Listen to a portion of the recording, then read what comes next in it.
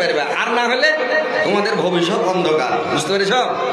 আল্লাহর রাসূল বললেন আর একটা কি কারণে মেয়ে ছেলেরা জান্নাতে যাবে? স্বামীর মুখে মুখে তর্ক করে। স্বামীর মুখে মুখে যারা তর্ক করে, কথায় কথায় তর্ক করে, কথায় কথায় তর্ক করে, আর মুখে মুখে বাঁধে, মনে হয়েছে যে ওই মনে মালিক আর পুরুষটা হয়েছে ওর চাকর, এরকম ভাবে কথা বলে।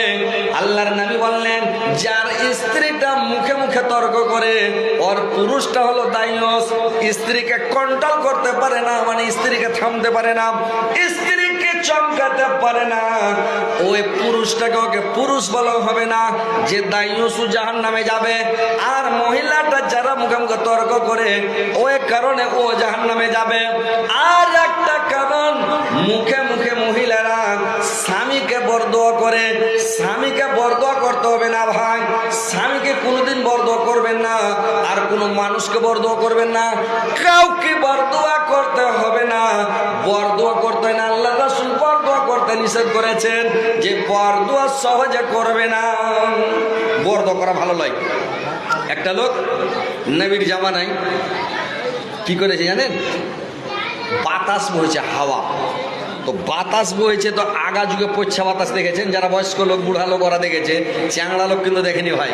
যারা বয়স্ক বুড়া লোক ওরা দেখেছে কিরকম পচ্ছা ঝাউটাকে বইতো নাকি, সিনা ফুলে হাঁকড়া পশ্চিম দিকে হাঁটতে হইতো কি। চ্যাংড়া বলে বলতে পারবে না, চ্যাংড়া বয়সের লোক এরা দেখেনি। আমরা যখন ছোট ছিলাম তখন দেখেছি ঠেলা হাঁটতে হইতো ঘ্যাঁকড়া হইয়া, রাস্তাতে বালু ধুলা থাকতো না, ঝড় বইয়া পচ্ছে ঝাউটে বইয়া ঠক ঠক করে দিত, আর ওই রোদে সব গহম ঠাটাইতো নাকি, ঠেসাড়ার মেশাড় কিচ্ছু ছিল না তখন। ওই চৈত মাসে গহম ঠাটাইতে হইতো, আর ওই ঝাউইটা বইয়া বইয়া সরানের বালু, রাস্তার বালু সব শেষ, ঠক ঠকে রোড হয়ে যেত, বুঝতে? আর পশ্চিম দিক করে হাঁটা যেত না, হ্যাঁকড়া হাঁটতে হতো সিনা ফুলিয়া, এত ঝড়। তো ওই লোকটা সাহাবিটা হেঁটে যাচ্ছে, আর ওর পাঞ্জাবি সার সার করে উঠছে, তো উঠবেই তো, ঝড় বইলে উঠবে না। তো বাতাসকে বরদোয়া দিছে, বাতাসকে বরদোয়া দিয়ে দিয়েছে। এবার অন্য সাহাবি যে আল্লাহ রাসূলের কাছে দরখাস্ত করে দিলেন যে হুজুর ওই উমুক আপনার উমুক সাহাবি বাতাসকে বরদোয়া করেছে। আল্লাহ রাসূল জিজ্ঞাসা করলেন শোনো কি তুমি বাতাসকে বরদোয়া করেছো? বলে জি করেছি।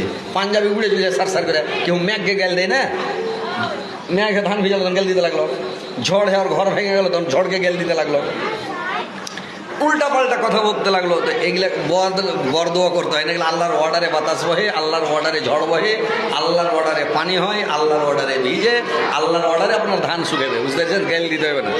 তো লোকটা যখন গ্যাল দিলে, তো আল্লাহ রাসূল তুমি গ্যাল কিনে দিলে, গ্যাল দিতে হয় না, আর বরদোয়া দিতে হয় না। বরদোয়া যদি কাউকে দিয়ে দেন, ওই বরদোয়াটা সারাদিন আপনার ঘুরবে, সারাদিন ঘুরবে ঘুরবে ঘুরবে, অরিজিনাল বরদোয়া হলে লাগবে, আর অরিজিনাল বরদোয়া না হলে সাঁঝের বেলা তোমার হারে যা বুঝবে। যে কোনো বরদোয়া, যাকে বরদোয়া দেন, মেয়ে ছেলে বরদোয়া, তোর মুখে আঁচা হইবে, পোকা হইবে, তোর চোখে চোখ কানা হইবে, তুই দেখতে পাবি না, গু হেঁচড়া খাবি, তোর এরকম হবে, হাত কাঁপবে, তোর গুহে হাত পড়বে, এরকম করে মানে অযথা বরদোয়া মেয়ে ছেলেরা বলে না, ঝগড়া লাগলে কা গ্যাল দিলে তখন শুরু করে দেবে। তো এইগুলা বরদোয়া করতে হয় না। মা খালারা নানিরা তোমরা ভালো করে শুনো, বরদোয়া দেওয়াটা নিষেধ, আল্লাহ রাসূল নিষেধ করেছেন, বরদোয়া দিতে হয় না। তো এইবার ওই সাহাবীরা যখন বরদোয়া দিল, আল্লাহ রাসূল বললেন বরদোয়া দিতে হয় না, বরদোয়া তোমার ঘাড়ে বসে যাবে, ওই আজাবটা তোমাকে টাইনা মরতে হবে, তো ওই লেখা বরদোয়া দিতে হয় না। তো তোমাদেরকে ওই নমাজটা পড়তে হবে, 5 ওয়াক্ত সালাত আদায় করতে হবে। তারপরে কি করতে হবে? 2 নম্বর কাজ হলো যে রমজান মাসে রোজা রাখতে হবে ভালো করে, আর রমজানের রোজা রাখতে হবে,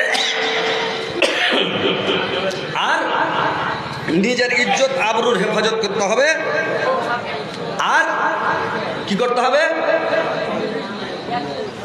এই স্বামীর সেবা মন দিয়ে করতে হবে। এই কাজটি যদি করেন, তাহলে এই 4টা কাজ করলে মেয়ে ছেলের জন্য আল্লাহ 8টা জান্নাতের গেট খুলে দিবে, যেটা গেট দেয় ইচ্ছা জান্নাতে চলে যাবে।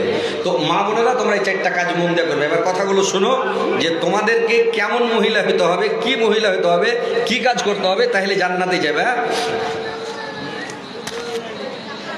ভালো করে মন দিয়ে শুনেন, তাহলে বুঝতে পারবেন। তো যাই হোক, বলছি যে যখন হাজরাতে